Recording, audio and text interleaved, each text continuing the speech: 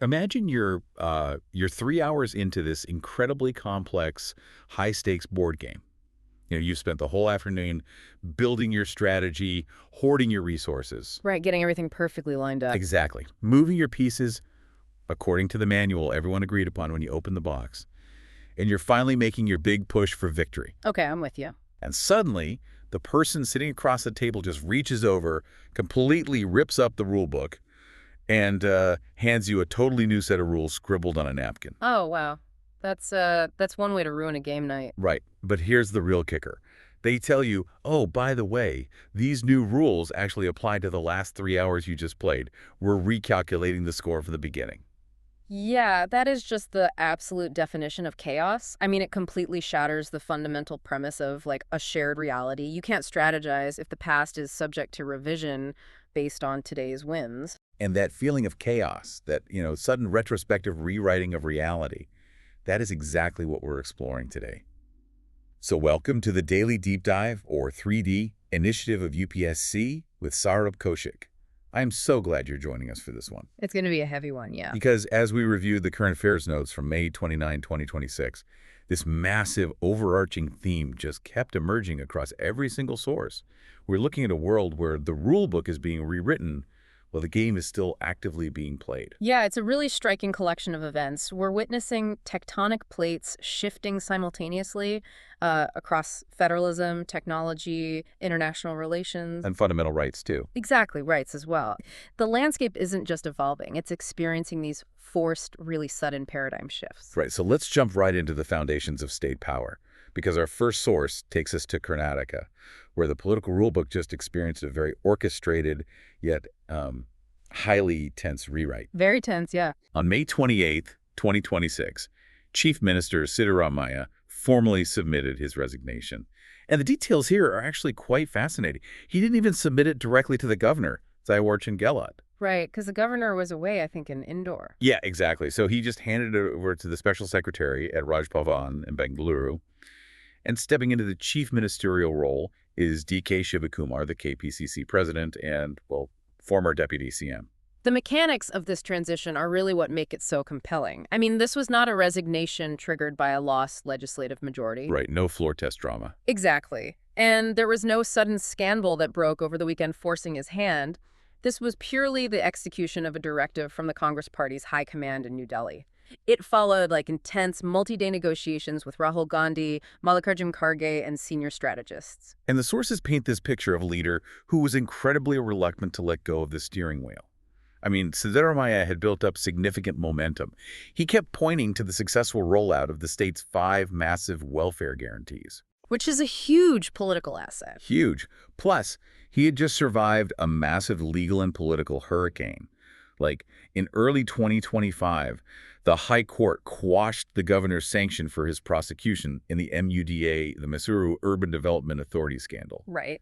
If I'm in his shoes, having just fought off a major anti-corruption probe and stabilized my government, handing over the keys feels, I don't know, incredibly premature. It definitely does. But to really understand the tension, we have to rewind the tape to May 2023. When the Congress secured that decisive 135-seat victory, it created an immediate internal crisis. Because of the 2 heavyweights. Yeah, you had 2 titans of state politics. Both Siddaramaiah and D.K. Shivakumar had legitimate, really compelling claims to the top job. The high command just couldn't afford to alienate either faction. So they came up with a compromise. Right, they brokered this unwritten, informal power-sharing agreement, the rotational chief minister formula. And the timeline for that formula was reportedly 2.5 years for Siddaramaiah, followed by 2.5 years for Shivakumar.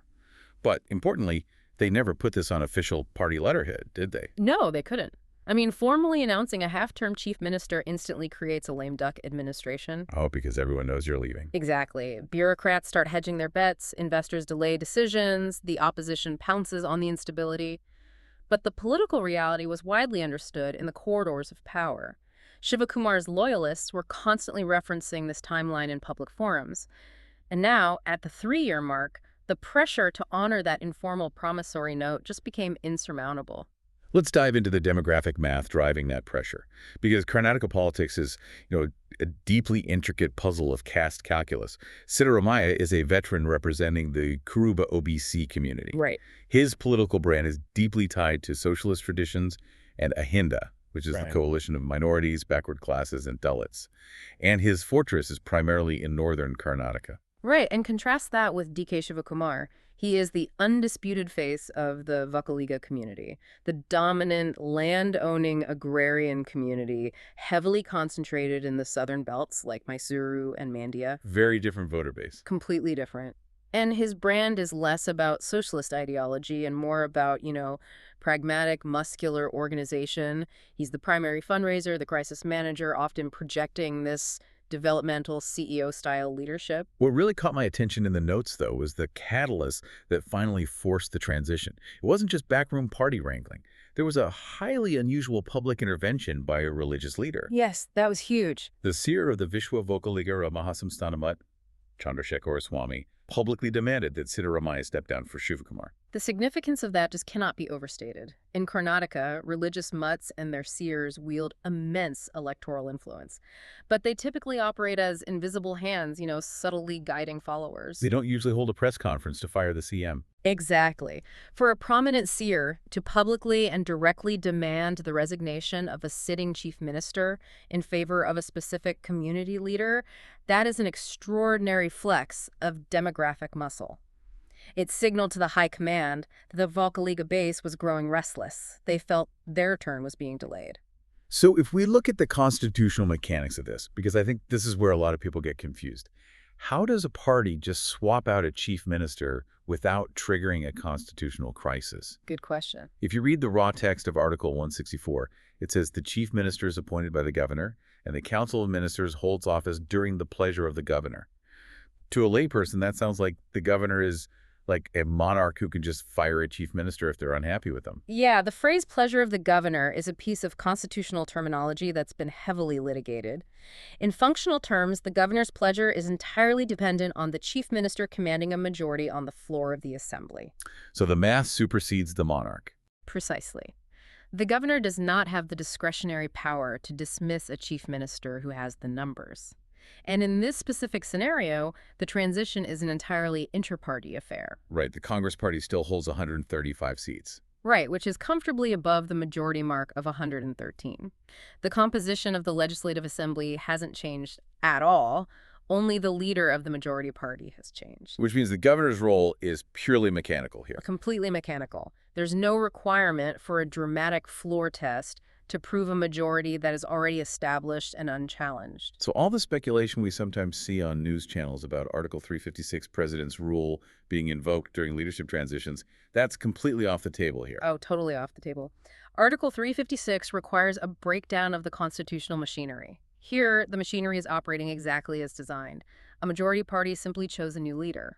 I have to imagine, though, that the opposition, the BJP and the JDS, are watching this transition with intense interest, hoping for a fracture. Their entire political strategy for the next year will rely on exploiting any resentment among Siddaramaiah's loyalists.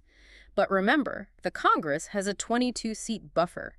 Defecting under the anti-defection law requires a massive, coordinated effort involving 2/3 of the legislative party. That's a huge hurdle. Right, so orchestrating a rebellion of that magnitude is highly improbable right now. So Shivakumar is stepping into the top job, but he's inheriting this massive fiscal tightrope.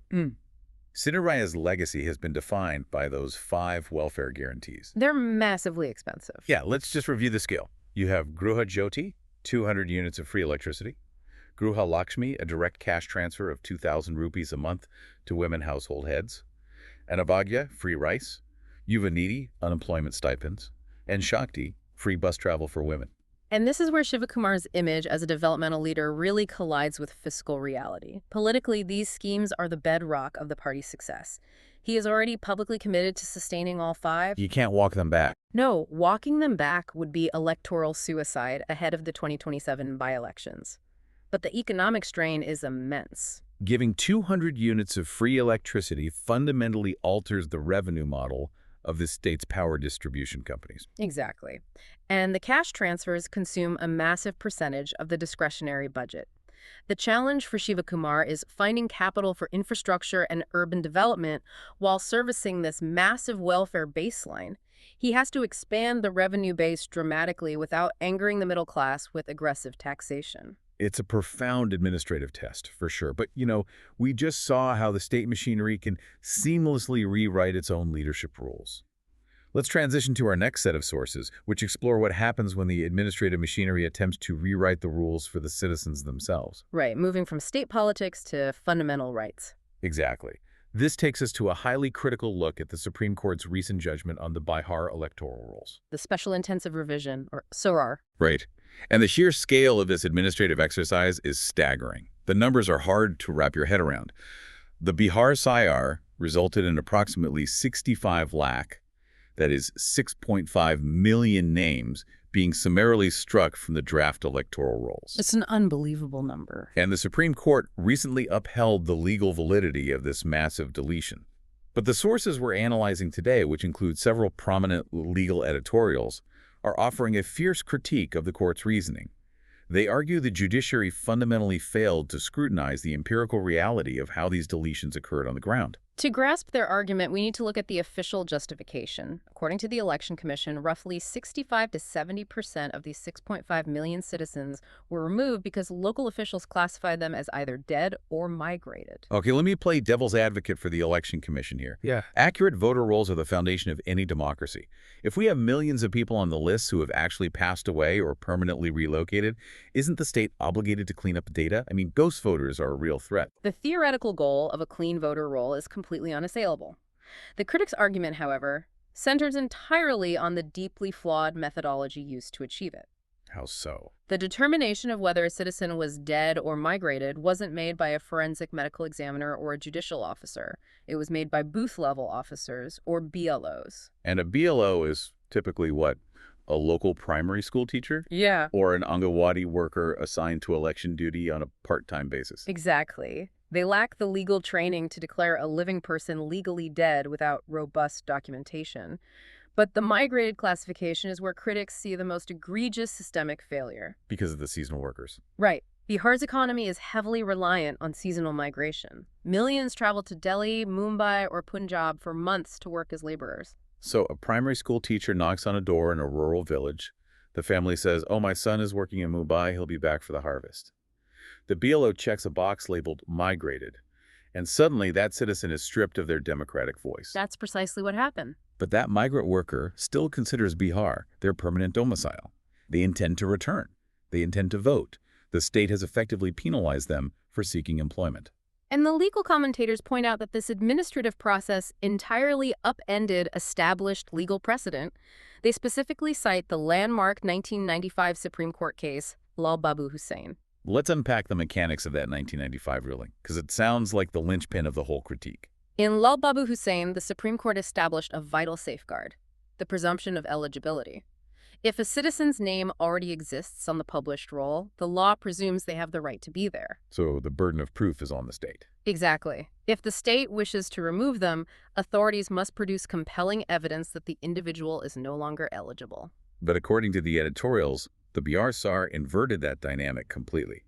It shifted the burden of proof from the state onto the most vulnerable citizens. Yes.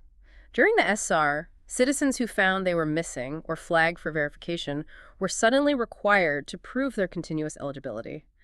And the standard of proof was often draconian. Officials required them to prove their ancestral linkage to older electoral rolls from 2002 or 2003. Think about the practical reality of that demand. We are talking about a significant population of rural poor. Many were born in rural homes long before the state mandated digital birth certificates. Their parents might not have had formal education. Finding that paperwork is nearly impossible. Right. To ask a seasonal migrant laborer to produce perfectly preserved bureaucratic paperwork from 2 decades ago just to prove they exist, it's creating an administrative labyrinth designed for failure. And the critics argued this documentation burden is practically insurmountable for massive swaths of the population. Yet the Supreme Court seemingly accepted the Election Commission's characterization of the SR as a gentle administrative process. They didn't demand a demographic breakdown. No, the court did not demand a detailed breakdown of the 6.5 million deleted voters to check for systemic bias against specific, marginalized communities. The sources introduce a concept here called the doctrine of proportionality.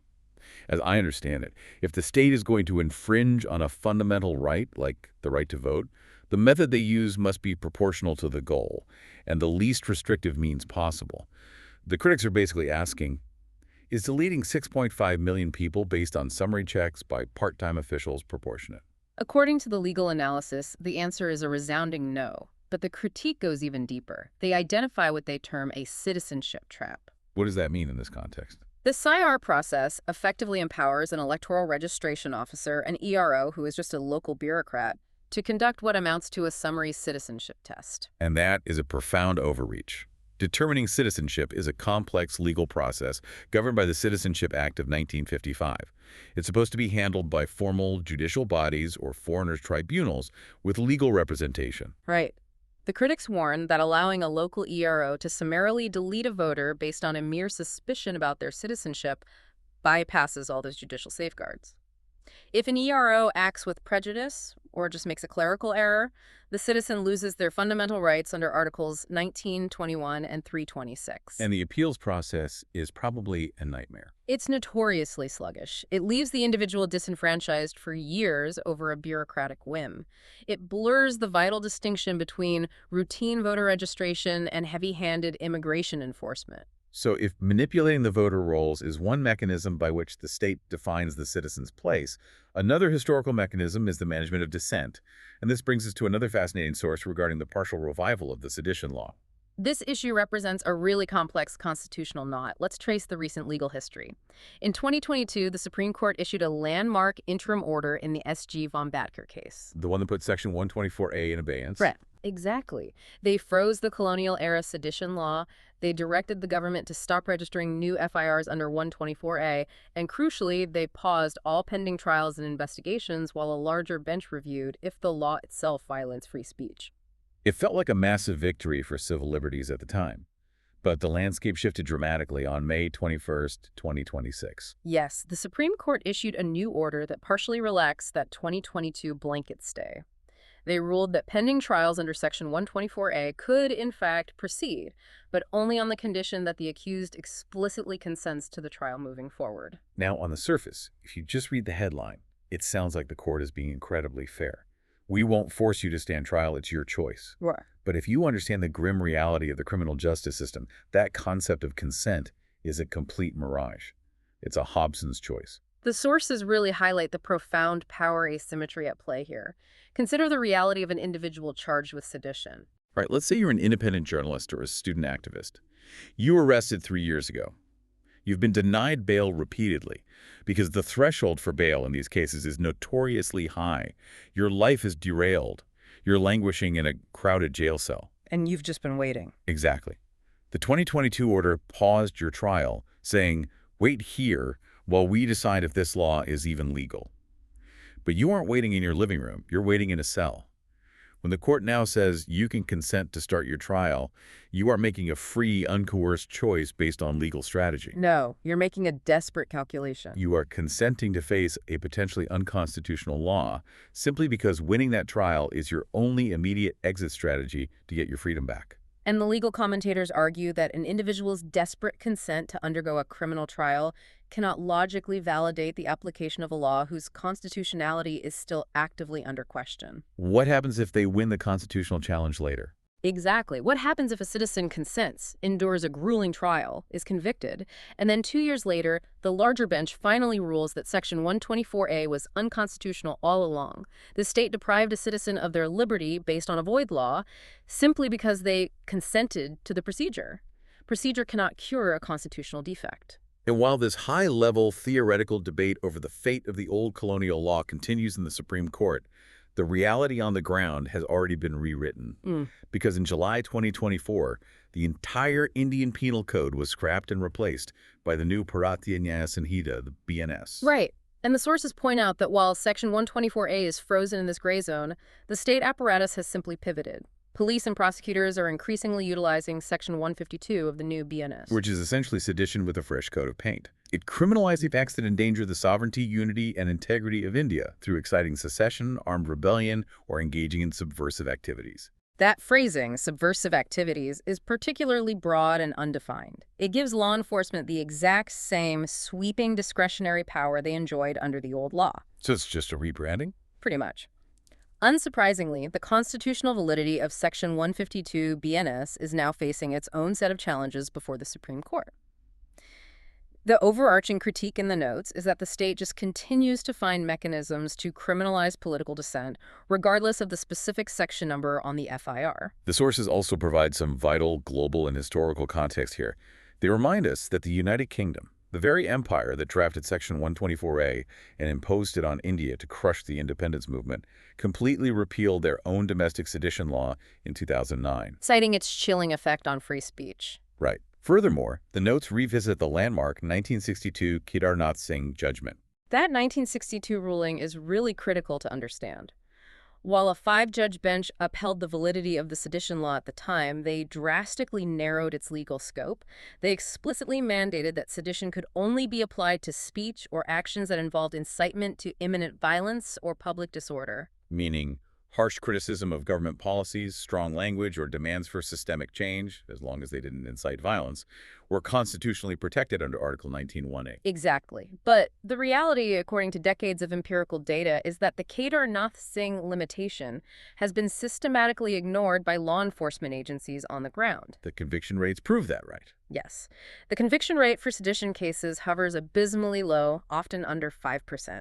This suggests the law isn't being used to successfully prosecute genuine threats to the state, but rather as a tool of political harassment. Where the agonizing multi-year legal process itself becomes the punishment. Exactly. So whether it's labeled Section 124A or Section 152 BNS, the fundamental constitutional debate remains unresolved. Can a modern democracy tolerate vaguely worded laws that allow the state to equate criticism of the government with a threat to the nation itself? We've spent the first part of this deep dive looking at how the state rewrites the rules concerning civil liberties and political power. Now, let's pivot to the economic realm, because the state's capacity for retroactive rulemaking just came down with devastating force on the digital economy. Yes, moving to segment 3.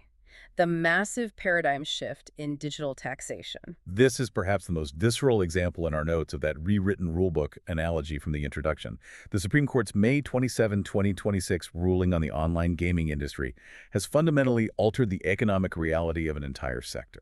Let's set the stage for this. The ruling, delivered by Justices J.B. Pardiwala and R. Mahadevan, upheld a 28% retrospective goods and services tax on the online real money gaming industry. To understand why this is causing such widespread panic, we have to look at how the industry operated prior to these recent tax amendments.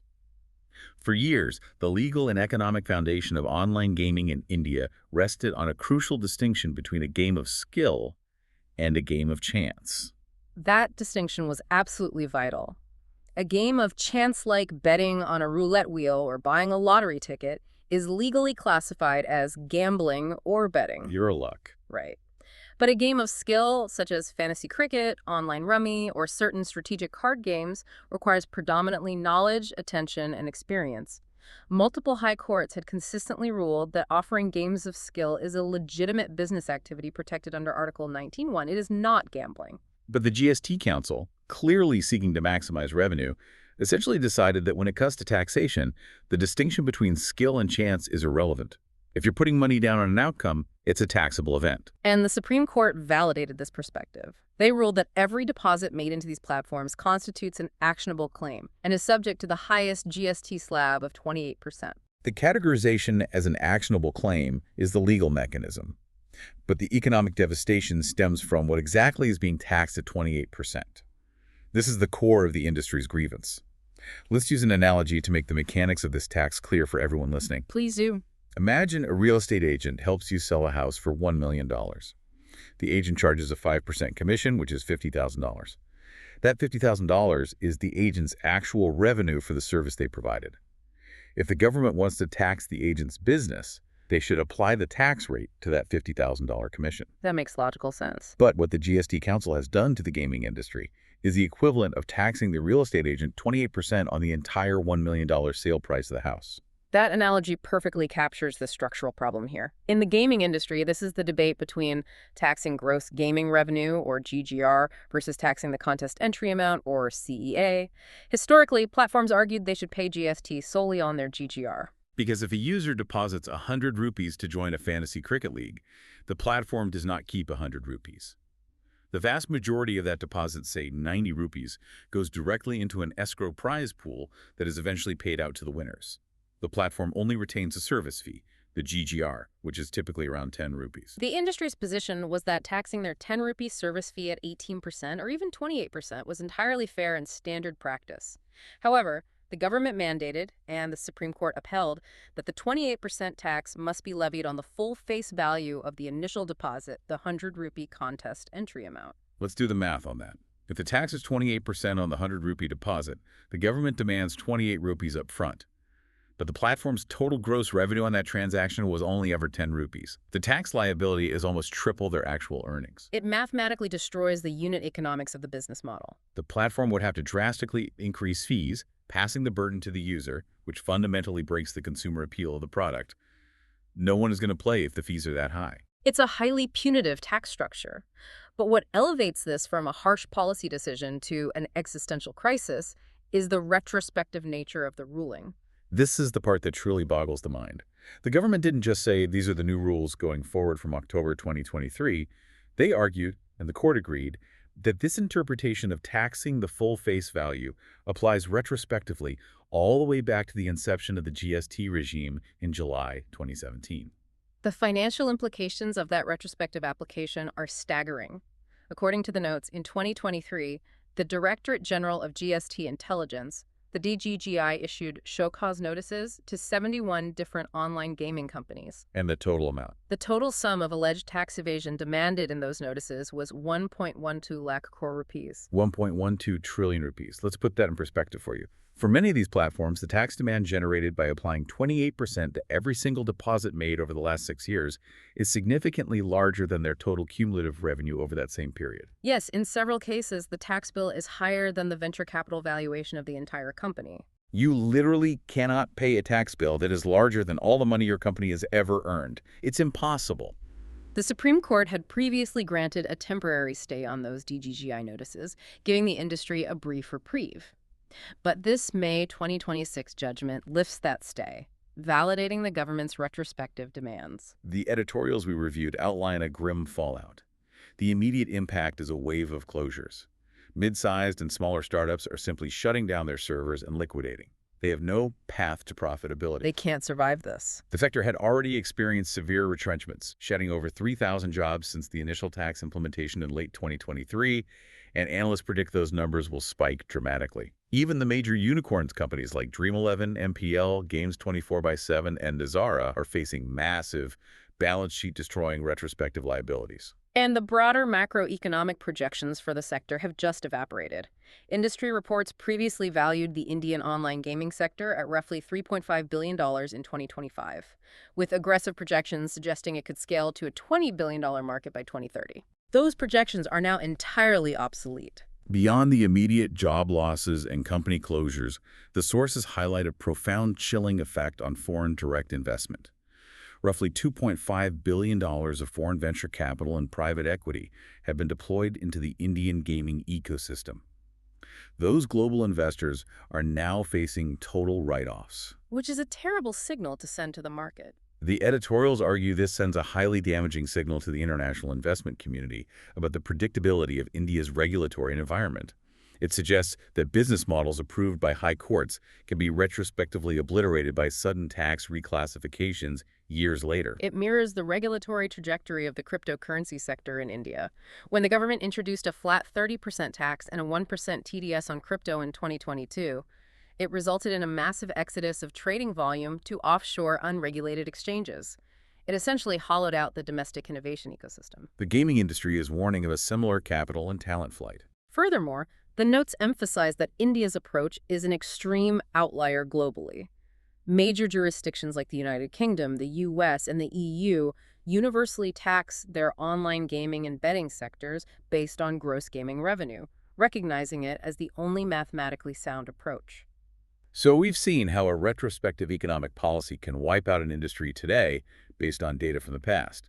Let's transition to our next topic, which introduces a threat coming from the future that has the potential to retrospectively wipe out our national security. We're moving from the digital economy to the digital battlefield, post-quantum cryptography. This is a complex subject, but it is arguably the most critical technological vulnerability facing global infrastructure over the next decade.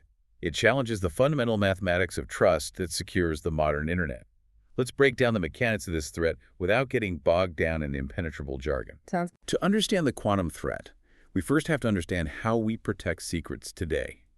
Every time a citizen logs into a banking portal, every time the Ministry of External Affairs sends a classified diplomatic cable, every time the military transmits targeting coordinates, that data is scrambled and secured by classical encryption algorithms. The most ubiquitous of these classical algorithms are RSA and elliptic curve cryptography, or ECC. These systems function on a concept known as computational hardness, which is essentially a massive math puzzle. Classical encryption relies on the fact that standard computers are very good at certain tasks and incredibly bad at others. For instance, if I ask a computer to multiply two massive prime numbers together, it can produce the incredibly long resulting number in milliseconds. super fast. But if I give a standard computer that massive resulting number and ask it to reverse engineer the process to figure out exactly which two original prime numbers were multiplied together, it hits a wall. That process is called prime factorization.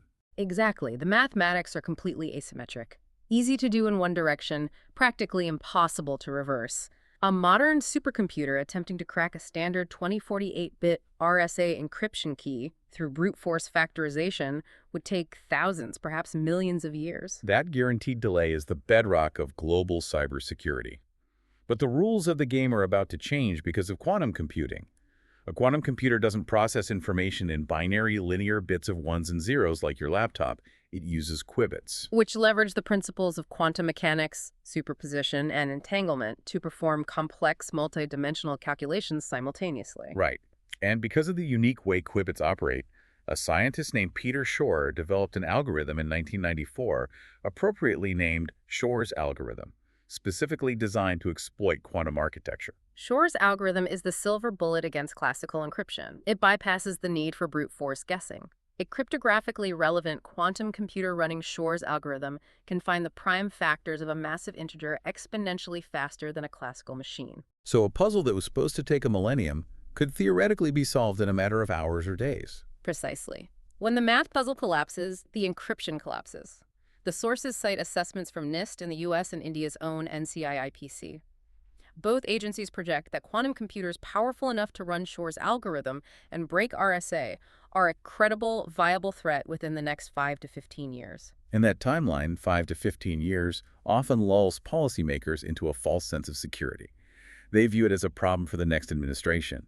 But the notes highlight a strategy employed by adversarial states right now that makes the quantum threat an immediate critical emergency. The strategy is called Harvest Now, Decrypt Later, or HNDL. Let's unpack the mechanics of Harvest Now, Decrypt Later. It relies on infinite patience and massive data storage. Right now, adversarial state-sponsored hacking groups are not just trying to breach live systems. They are actively intercepting and vacuuming up vast quantities of encrypted data as it travels across global networks. We're talking about encrypted defense blueprints, intelligence asset identities, advanced research data. Oh, yes, all of it. They're stealing this data in its completely unreadable encrypted format.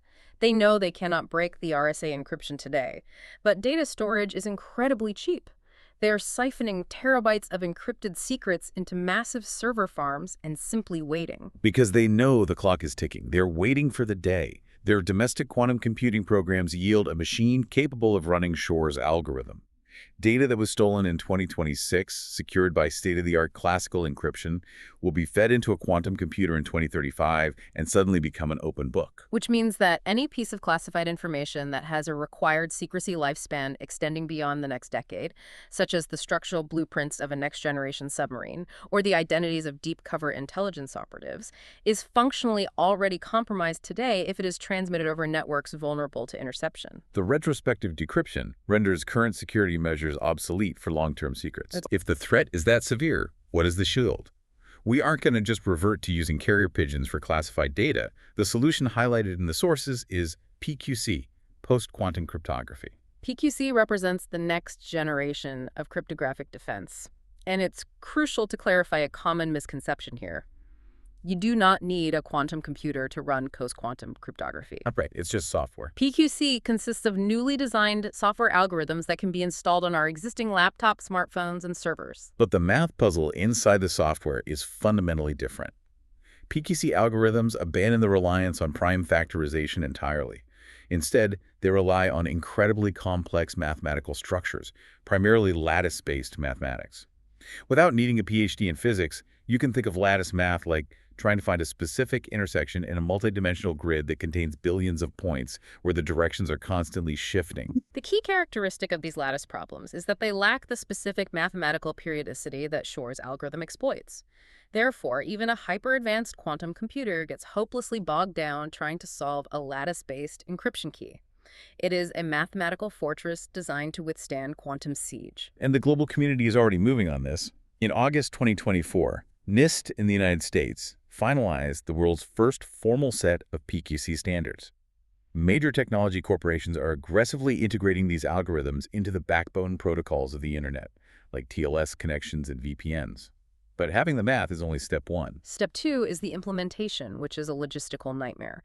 Transitioning a nation's digital infrastructure to PQC requires auditing every single government agency, military installation, financial institution, and telecom provider to locate every instance of vulnerable classical encryption. And then physically or digitally updating that infrastructure to support the new algorithms. It is a colossal, decade-long infrastructural overhaul. And this brings us to the critical analysis of India's current readiness. The sources acknowledge that India has taken substantial preliminary steps. The NCIPC and the NTRO are highly cognizant of the threat vector.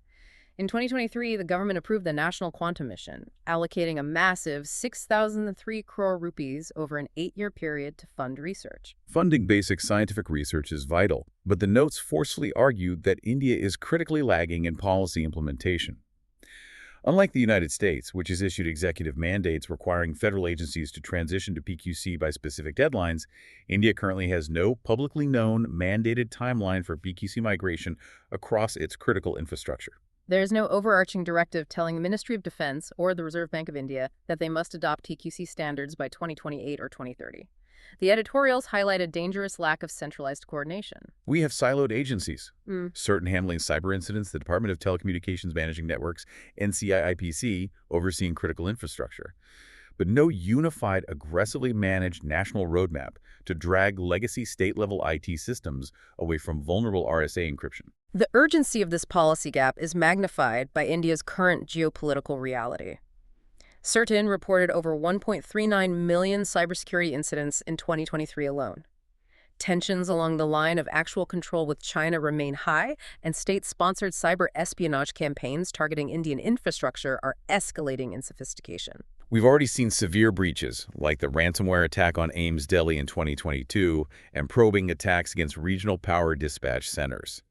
If our classical cyber defenses are already struggling against conventional attacks, the impending quantum capability of adversarial states poses an unacceptable strategic risk. Absolutely. We have spent considerable time discussing the urgent need to secure our digital networks from reliance on adversarial states.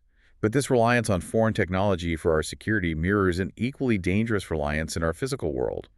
If we are racing to build quantum firewalls against adversarial nations, why are we simultaneously relying on those exact same nations to build our critical renewable energy grid? That's a great question. And it brings us to segment 4, global autonomy, and specifically the massive shakeup in India's solar supply chain. Right. The drive for strategic autonomy is reshaping international trade, and the Ministry of New and Renewable Energy, the MNRE, has just initiated a profound paradigm shift in the solar sector. The core of this shift is a new mandate that takes effect on June 1st, 2026. The MNRE is enforcing List 2, the ALMM. The approved list of models and manufacturers. Exactly. This new regulation dictates that all newly commissioned solar power projects in India must utilize solar photovoltaic modules that are assembled using exclusively domestically manufactured solar cells. To appreciate the impact of this mandate, we need to clarify the manufacturing terminology because there is a massive technological gap between a module and a cell. Let's break down the anatomy of a solar panel. The product you see on a rooftop is a solar module. Assembling a module is relatively straightforward. You take the pre-manufactured components, wire them together, sandwich them between protective layers of glass, and encase them in an aluminum frame.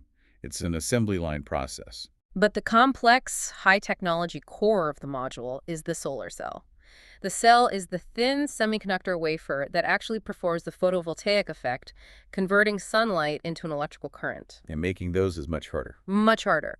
Manufacturing a cell requires a highly capital-intensive, energy-intensive, and precise industrial process.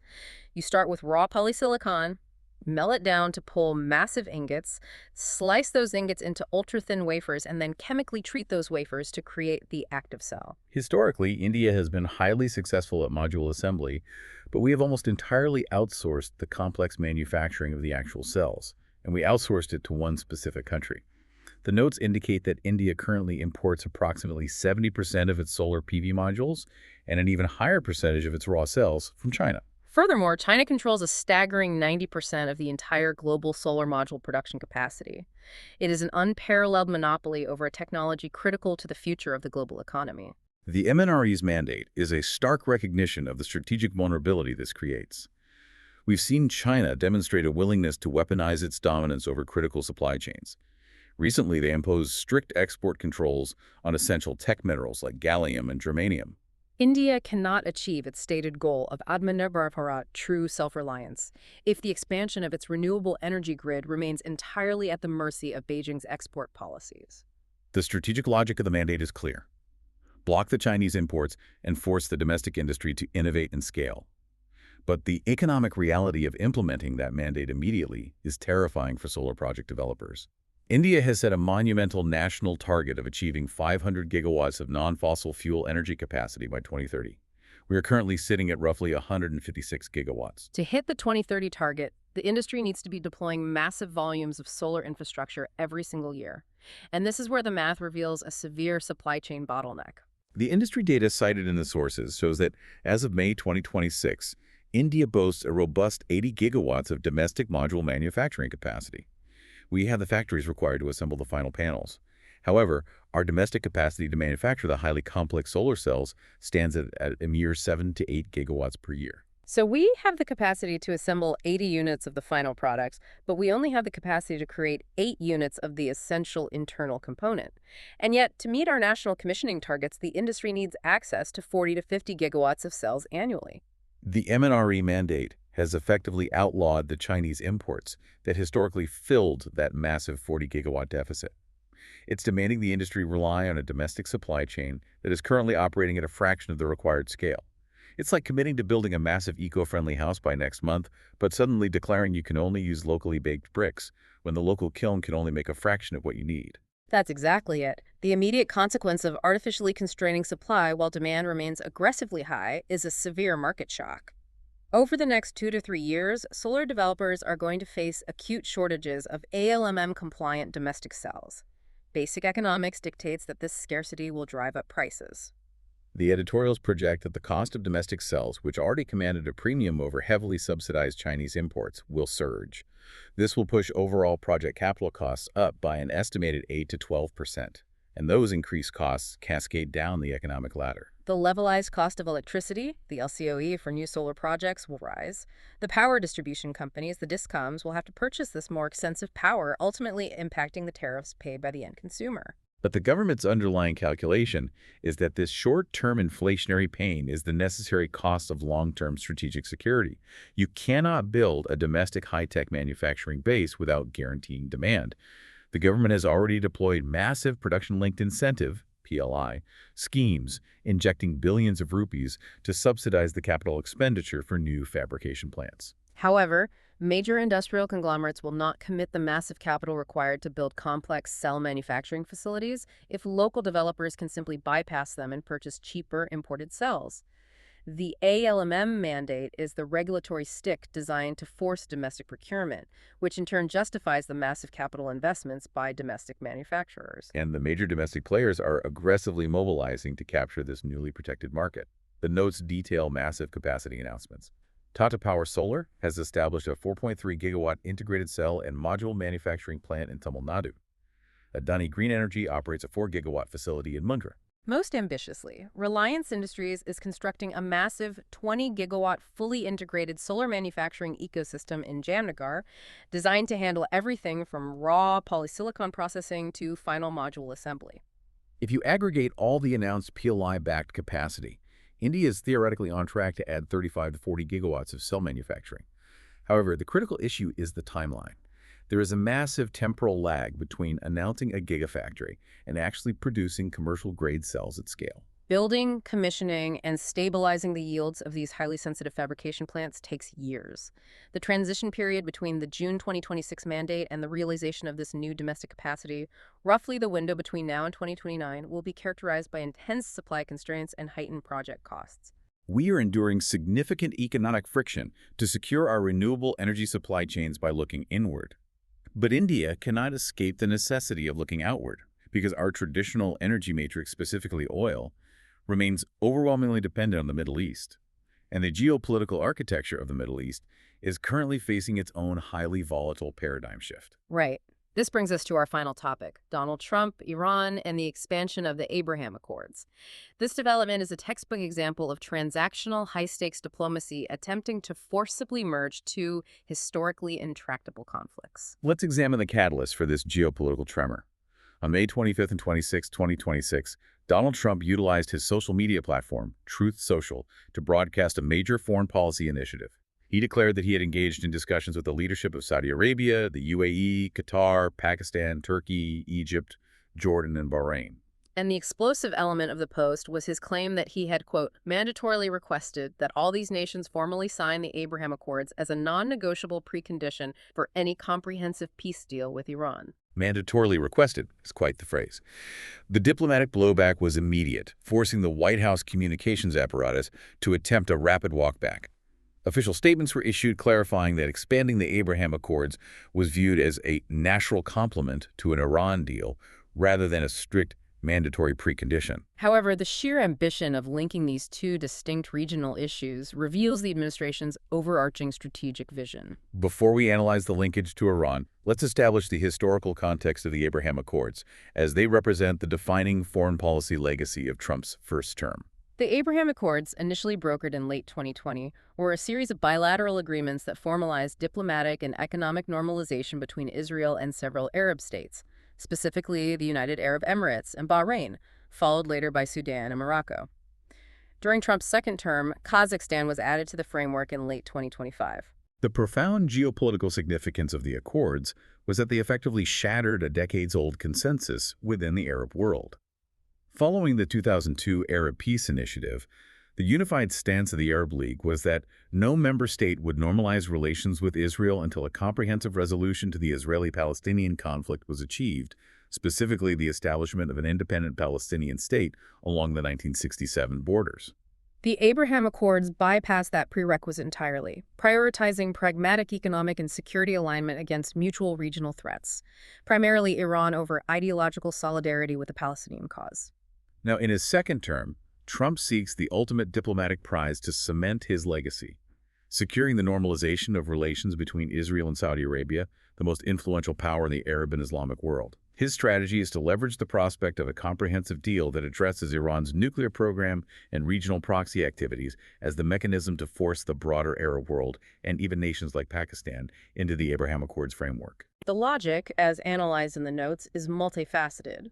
For Trump, a grand Middle East bargain that simultaneously neutralizes the Iranian nuclear threat, integrates Israel deeply into the region, and stabilizes global energy markets would be an unparalleled diplomatic triumph, highly advantageous heading into the U.S. midterm elections. Furthermore, by forcing nations like Saudi Arabia and Qatar, who have complex, often adversarial relationships with Tehran, to formally align with Israel, the U.S. effectively constructs an impenetrable, unified regional bloc designed to isolate and contain Iran economically and militarily.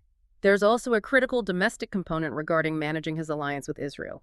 Prime Minister Benjamin Netanyahu's right-wing coalition government views any U.S. diplomatic engagement with Iran with profound suspicion, fearing a deal that lifts economic sanctions or legitimizes Iran's uranium enrichment capabilities. So Trump calculates that delivering the historic normalization of ties with Saudi Arabia would provide Netanyahu with a massive domestic political victory, sufficiently offsetting the inevitable Israeli anger over concessions made to Tehran in a nuclear deal. It is a grand strategic vision drafted on a whiteboard in Washington.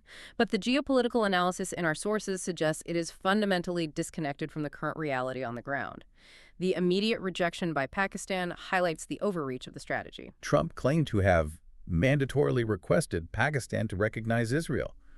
Pakistan does not recognize Israel's legal right to exist, and its population is vehemently opposed to normalization. The Pakistani Foreign Office issued a swift, unequivocal rejection, demonstrating the absolute limits of Washington's ability to dictate deeply entrenched ideological policies via social media pronouncements. However, the insurmountable obstacle is not Pakistan. It is Saudi Arabia, and the geopolitical landscape fundamentally altered by the events of October 7, 2023, and the subsequent prolonged war in Gaza. Prior to October 7th, intelligence reports indicated that Saudi-Israeli normalization was actually progressing in highly secretive advanced stages of negotiation. But the devastating civilian toll of the conflict in Gaza has rendered normalization politically toxic for any Arab leadership.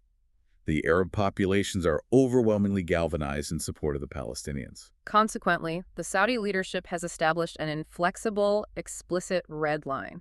Riyadh will not sign the Abraham Accords or normalize relations with Israel without a credible, irreversible, and internationally guaranteed pathway to an independent Palestinian state, coupled with an immediate cessation of Israeli military operations in Gaza. Given the ideological composition of the current Israeli government, offering a pathway to Palestinian statehood is an absolute non-starter.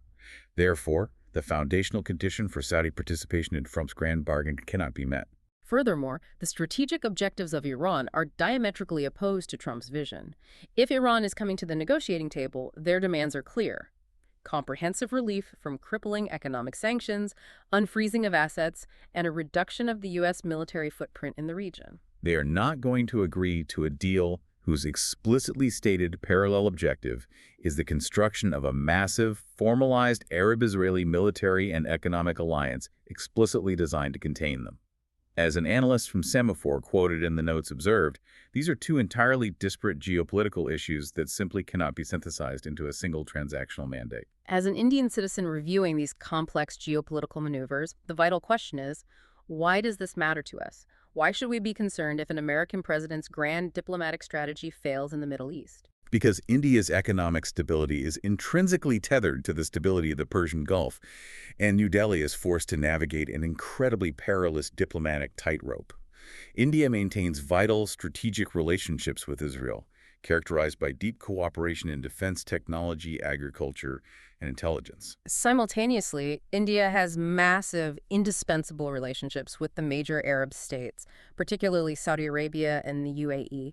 Millions of Indian expatriates reside in the Gulf, generating billions of dollars in essential remittances. Most critically, India relies on the Gulf for the vast majority of its crude oil and natural gas imports. And the unresolved status of Iran is the primary vector for volatility in that energy supply chain. Precisely. If a clean, focused U.S.-Iran deal were successfully negotiated, one that de-escalated tensions without being burdened by impossible preconditions, the geopolitical temperature of the region would drop significantly. The security of the Strait of Hormuz, the maritime choke point through which a massive percentage of global oil flows, would be assured. Consequently, global crude oil prices would stabilize or decline. For India, a lower oil import bill immediately eases the massive pressure on the rupee, reduces domestic inflation, and frees up capital for infrastructure development. It is a massive economic windfall. Conversely, if Trump insists on linking the Iran deal to the politically impossible condition of expanding the Abraham Accords, the diplomatic process collapses. Tensions remain elevated, the shadow war of proxy attacks and maritime harassment continues, and the risk of a broader regional conflict disrupting the Strait of Hormuz persists.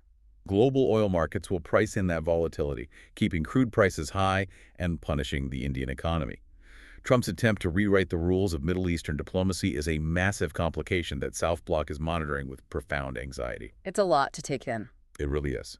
We have covered a staggering amount of ground in this deep dive, navigating through an incredibly dense thicket of information. Let's take a moment to conceptualize the journey we've just completed. We began by examining the foundations of state power in Karnataka, observing how the political rulebook was smoothly yet forcefully rewritten. We unpack the constitutional mechanics of Article 164, showing how a party high command orchestrated a transition from Siddaramaiah to DK Shivakumar. We then shifted to examine how the state rewrites the rules for its citizens. We explored the fierce legal critique of the Bihar SR electoral roll judgment, detailing how the flawed methodology of booth-level officers resulted in the deletion of 6.5 million voters, creating what critics term a dangerous administrative citizenship trap. We connected this to the management of dissent, analyzing the Supreme Court's partial revival of the sedition law.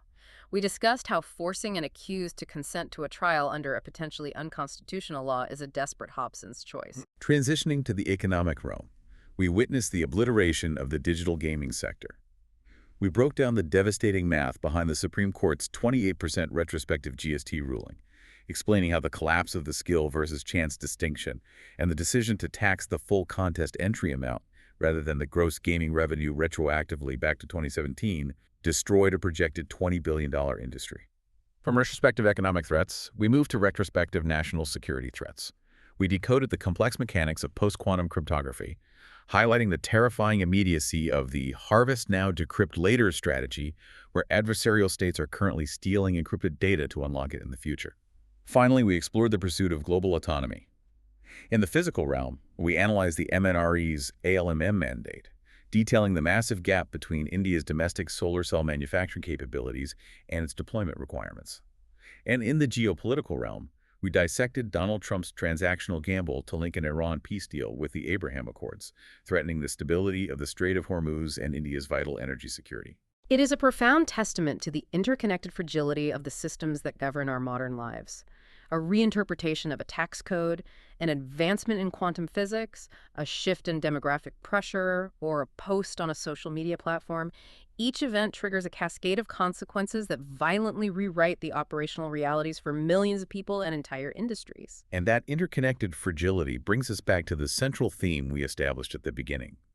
As we reviewed these diverse paradigm shifts, there is one final overarching thought we want to leave you with, a conceptual thread that ties the obliteration of the digital gaming sector directly to the silent, looming threat of quantum computers. It is the terrifying prevalence of retrospective threats. Notice how the most existential dangers we discuss today do not originate from new rules applied to the future, but from new capabilities or new interpretations applied to the past. The government is levying massive taxes on digital platforms today for financial transactions they processed a decade ago, essentially penalizing them for playing by rules that were completely altered after the fact.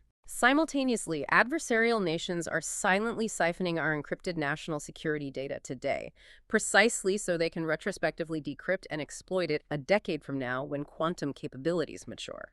It forces us to confront a profound question about resilience and strategy. In a world that is accelerating at this unprecedented pace, technologically, politically, economically, is it even logically possible to adequately prepare for the future when the fundamental realities of the past are constantly vulnerable to being rewritten, retaxed, or decrypted? How do you construct a durable strategy for your business, your rights, or your nation when yesterday is proving to be just as volatile and unpredictable as tomorrow? It is a deeply daunting reality to navigate, and it underscores precisely why rigorous, continuous analysis of these systemic shifts is no longer just an academic exercise, but an absolute necessity for survival in the modern era. Absolutely. Thank you so much for joining us on this comprehensive deep dive.